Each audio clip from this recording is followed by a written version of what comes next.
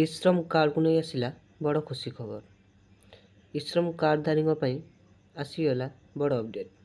ଜାରି ହେଲା 1000 ଟଙ୍କାର କିସ୍ତି। ତ ଫ୍ରେଣ୍ଡସ୍, ଯେଉଁମାନେ ଭିଡ଼ିଓ ଦେଖିବା ପୂର୍ବରୁ ଚ୍ୟାନେଲରେ ନୂଆ ଅଛନ୍ତି, ନିହାତି ଭାବରେ ଚ୍ୟାନେଲକୁ ଲାଇକ୍ କମେଣ୍ଟ ସେୟାର ଆଉ ନିହାତି ଭାବରେ ସବସ୍କ୍ରାଇବ୍ କରି ପାଖରେ ଥିବା ବେଲ୍ ଆଇକନ୍ ବଟନ୍କୁ ପ୍ରେସ୍ କରିଦିଅନ୍ତୁ। ଏଇଭଳି ଭିଡ଼ିଓ ନୋଟିଫିକେସନ୍ ଆପଣମାନଙ୍କୁ ସର୍ବପ୍ରଥମେ ପହଞ୍ଚିଯିବ। ତ ଫ୍ରେଣ୍ଡସ୍, ଇ-ଶ୍ରମ କାର୍ଡ଼ଧାରୀଙ୍କ ପାଇଁ ଆସିଲା ବଡ଼ ଖୁସି ଖବର। ଜାରି ହେଲା 1000 ଟଙ୍କାର କିସ୍ତି।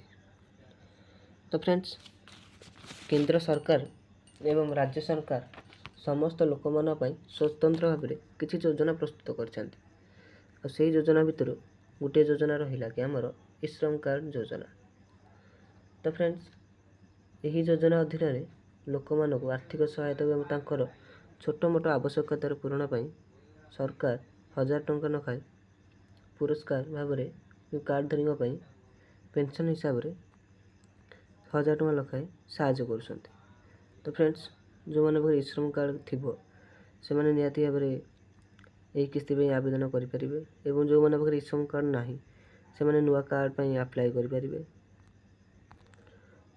ତା ସହିତ ଆଉ ଗୋଟେ ବଡ଼ ଅପଡ଼େଟ୍ ଆସିଛି କି ଇ-ଶ୍ରମ କାର୍ଡ଼ ଯୋଜନା ଅଧୀନରେ ଆପଣମାନଙ୍କୁ 1000 ଟଙ୍କା ଆର୍ଥିକ ସହାୟତା ଦିଆଯାଉଛି ଏବଂ 60 ବର୍ଷର ବୃଦ୍ଧମାନଙ୍କୁ 3000 ଟଙ୍କା ପେନ୍ସନ୍ ରାଶି ଭାବରେ ପ୍ରଦାନ କରାଯାଉଛି। ତ ଫ୍ରେଣ୍ଡସ୍, ଯେଉଁମାନେ ଇ-ଶ୍ରମ କାର୍ଡ଼ ଆବେଦନ କରିନାହାନ୍ତି ନିହାତି ଭାବରେ ଇ-ଶ୍ରମ କାର୍ଡ଼ ଆବେଦନ କରି କାର୍ଡ଼ ବନେଇ ନିଅନ୍ତୁ।